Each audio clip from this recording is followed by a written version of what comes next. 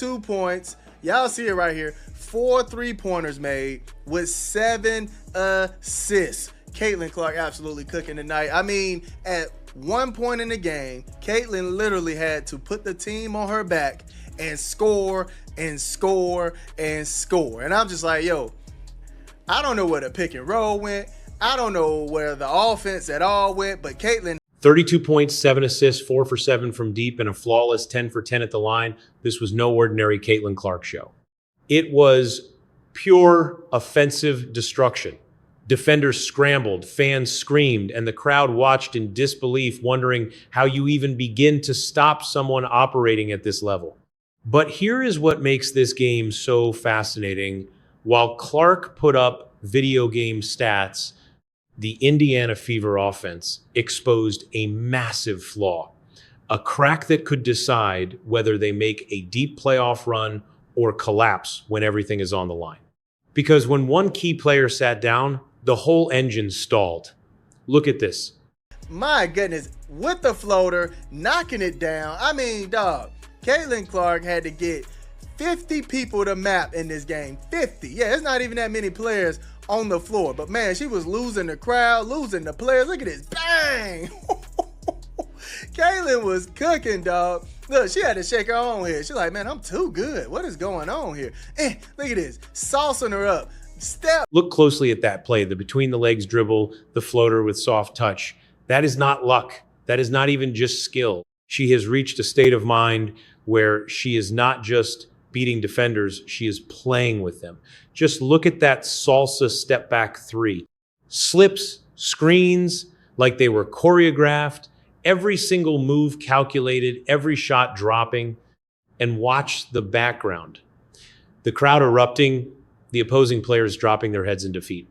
Defenders literally stop and stare at one another, trying to figure out who is supposed to guard her. That is not just a defensive breakdown. It is the moment a superstar rises to a level the other team is completely unprepared to handle. Get your prescriptions.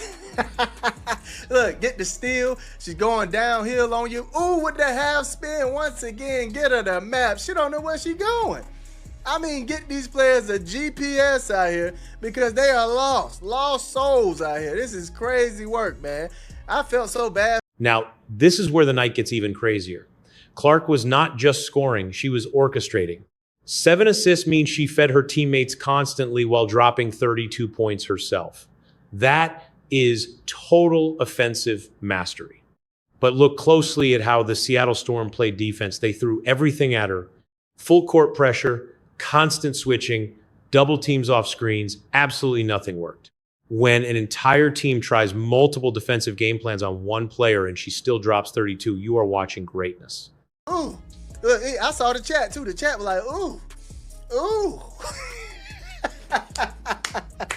Doing them dirty, man. Now, hey, I got to give props to Natisha Heidemann, too. Natisha Heidemann, I don't know what she was on, man. You give the CC1s to anybody. They don't even have to wear them. Just touch them, and all of a sudden, they turn into Michael Jordan. Like, what in the world, man? Hey, somebody get me some CC1s because I could probably make it to the league touching those shoes. You saw how Natisha Heidemann was shooting out there? Kelsey Mitchell put up 28 points, shooting 9 for 18 overall and 4 for 7 from deep. This backcourt is lethal. When both guards are playing like this and Mitchell explodes for 18 points in the fourth quarter alone, you are looking at an offense that can trade blows with anyone. That step back 3, Mitchell drained. The stutter step hesitation that left her defender completely frozen. This was not just sidekick scoring. Mitchell took over entire stretches of the game, letting Clark catch her breath while keeping the pressure high. The chemistry between these two guards forces defenses to pick their poison, and both choices will absolutely burn you. Stated in the live with this game is when Aliyah Boston goes out, that offense turned stagnant. I mean, it was not pretty basketball on that offensive end. They had moments on the defensive side where they were giving up shots or whatnot, but that's not really where my bone is picked, all right?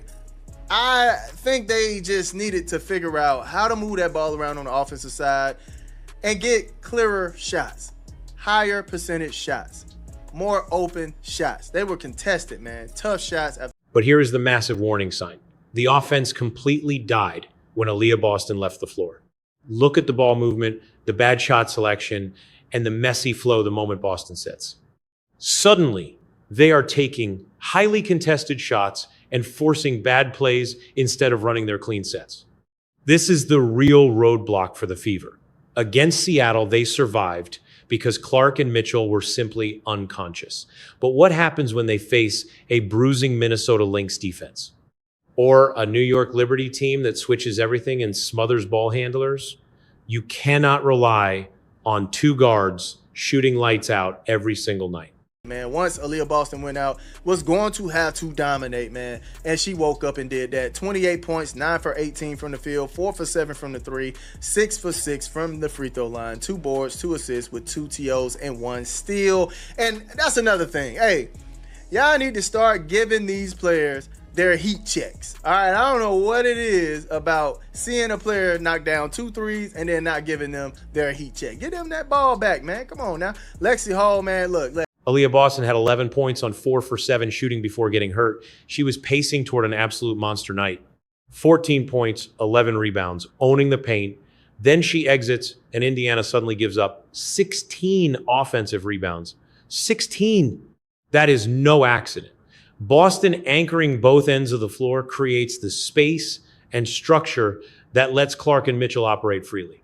Without her, they fall back on tough isolation plays. The defense loses its spine. Against elite teams, that is the difference between a first-round exit and a deep run. All right, Hines Allen, 5 points, 2 for 4 from the field, 1 for 1 from the 3, 4 boards, 1 assist. Shout out to her. KK with 4 points, 2 for 3 from the field, taking care of business. 4 boards for her and a block. I like that. Sophie, I don't understand why. This is Sophie Cunningham's first half points, all right? First half stats. It did not change. It did not change. She did not get. Let us look at something that does not show up in the box score but matters deeply. Shot selection and offensive flow. Indiana shot 52% from the field and 54% from deep. Those are incredible numbers. But watch how many attempts were heavily contested, requiring incredibly difficult finishes. They relied entirely on individual brilliance. Sophie Cunningham had 11 points in the first half on 3 of 4 shooting, then 0 attempts in the second. 0. That is not a player going cold. That is an offensive system breaking down. They failed to find open shooters and abandoned the ball movement that gave them success early on. Against Seattle, their star guards saved them. Against elite teams, that leads to a loss. And here is the kicker about Caitlyn Clark's wild night. She scored those 32 points on just 14 field goal attempts. Talk about insane efficiency. She got to the charity stripe 10 times and sank every single one. That is way more than just pure shooting talent. It is about knowing how to draw contact, how to attack defenders so the refs have no choice but to blow the whistle. Just look at her shot selection. 7 attempts from deep, 7 baskets inside the arc, and 10 free throws. She is not just sitting out beyond the arc. She is not rushing the rim wildly either. By mixing up her drives, she keeps defenses honest and forces them to respect every single threat. The moment she curls off a screen, defenders cannot tell if she is launching from 30 feet or driving hard to the hoop. That is why she is unguardable. Plus, those 7 assists reveal something else. Clark is not chasing stats. She simply makes the right play. When Mitchell caught fire in the fourth quarter, Clark fed her the rock. When Boston established deep position early on, Clark immediately found her. That high basketball IQ is precisely what separates average scorers from truly elite offensive stars. She dissects defenses in real time, making split-second decisions that almost always give her team the best chance to score. But we have to address the elephant in the room, defensive rebounding. Indiana got absolutely crushed on the offensive glass, 16-6. That is a massive disparity. Seattle grabbed 16 second chance opportunities while Indiana only had 6 against a cold shooting opponent. They got away with it. But imagine giving 16 extra possessions to a powerhouse like Minnesota, Las Vegas, or New York. You get blown out by 20. This is where missing Boston hurt the most. She is their defensive anchor, the rebounder who ends possessions. Without her down low, Indiana is giving up far too many second chances. In a tight playoff series, that is how you drop winnable games. That is how pure talent gets ruined by effort plays and loose balls. Some coaching decisions tonight also raise eyebrows, like keeping Dawson matched up on Jewel Lloyd even though Lloyd went 0 for 6 from deep. That kind of defensive assignment seems minor, but it reveals larger issues with game management. Why waste your best lockdown defender on someone who clearly cannot hit a shot tonight? Why not shift that defender onto Ezi Magbagor, who was busy dropping 33 points? Small details like this separate standard coaching from greatness. It is all about adjusting on the fly. You have to read what is working and what is not. Put your players in a position to win based on reality rather than clinging to some pregame plan. Indiana coasted to a 26-point win, so it did not hurt them tonight. But in a tight playoff battle, those choices decide seasons. Also, Kelsey Mitchell exploding in the fourth quarter deserves real attention. 18 points in a single frame. That is not just getting hot. That is an elite player taking over when the team absolutely needed her. Right as the game started getting tense, and Seattle tried to spark one last comeback run, Mitchell shut that down immediately. She buried step-back threes, attacked the basket, got to the line, and slammed the door shut on Seattle. This is why the Indiana backcourt is so terrifying. You cannot just lock down Clark, and you cannot solely plan for Mitchell, especially when they are both rolling. With both playing with total confidence, hitting shots like that, there's absolutely no defensive answer. Opponents have to pick their poison, and on most nights, both of those options are completely lethal. The outside shooting tonight was absolutely unreal. Indiana shot 54% from deep. Clark went 4 for 7. Mitchell was 4 for 7, and Cunningham hit 3 of 4. When they shoot like that, they can beat anyone in the league. But consistency remains the main issue. Can they replicate this on the road or when heavy playoff pressure mounts? Can they keep it up when opposing defenses specifically scheme to take away the three? That crucial question will decide Indiana's ultimate ceiling this year. The raw talent and star power are clearly there. Clark just put up 32 points and 7 assists. Mitchell just dropped 28, including 18 in the final frame. Boston, when healthy, totally dominates the paint. The pieces are there, but can they execute when everything is on the line? How stagnant the offense gets without Boston is the primary worry. Her value is about much more than just points or rebounds. It is what she structurally provides. Think of her pick and roll threat, the post presence drawing extra defenders and screens that free up Clark and Mitchell. Without her, the offense settles too much on the perimeter, relying heavily on tough contested shots and individual hero ball. While Clark and Mitchell can deliver that magic on most nights, you simply cannot build a championship contender on that foundation. Teams need structure. They need constant ball movement and high percentage looks for everyone on the floor. You need an offense that actually works, even when your star players have off nights. Indiana simply does not have that yet. Until they build it, they will struggle against lockdown defensive teams, despite how tonight's hot shooting masked their deeper issues. Sure, they shot 52% from the field, but how many of those makes were heavily contested, requiring incredibly difficult finishes? How many possessions ended with prayer shots that just happened to drop? Watch the game film, and you will see the offense was not nearly as clean as the box score claims. This is where coaching and system development become absolutely critical. You have to build an offense that generates open looks consistently, teaching players to cut without the ball, set solid screens, and quickly exploit defensive rotations.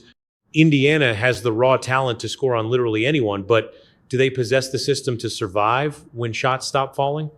The stark difference between the halves says it all. In the first half, Cunningham had 11 points off great movement and wide open looks. In the second half, she did not take one shot. That is not random. It is a structural breakdown. The ball simply stopped moving. The offense grew completely stagnant, forcing Clark and Mitchell to manufacture everything in isolation. It worked because they're just that talented, but it's not sustainable. So where does this leave Indiana heading into the most critical stretch of the season? They have the star power. Their backcourt can go toe-to-toe with anyone in the league. With Boston healthy, they have a real interior presence. But questions remain. Can they keep the offense flowing without her? Can they clean up their defensive rebounding? Can they actually execute against elite competition. This 32-point performance from Clark shows their ceiling. When she plays at this level, with Mitchell matching her and shots falling, Indiana can beat anyone. But what about their floor? What happens on nights when the shots just won't fall? What happens when defenses adjust and take away the three? Playoffs change everything. Every single possession counts, and individual brilliance is rarely enough. Still, their talent is undeniable. The potential is massive. But championship teams need more than talent. They need a system and consistency. They must be able to win in different ways. Indiana is still developing that, and time is running out. The playoffs don't care about potential. Postseason basketball rewards execution. Right now, Indiana is elite when their stars are hot, but questionable when they are not. Still, enjoy this game. Appreciate what Clark did. Mitchell was brilliant. Yes. But Indiana must fix the glaring issues this game exposed if they want to reach their ultimate goals. Stagnant offense without Boston, weak defensive rebounding, inconsistent shot distribution. These are not minor concerns. These issues are the difference between a first-round exit and a deep championship run. What do you think? Can Indiana fix these flaws before the playoffs, or are they relying too heavily on Clark and Mitchell to save them? Let me know in the comments. Hit that like button and subscribe, because we are breaking down every crucial game as this playoff race heats up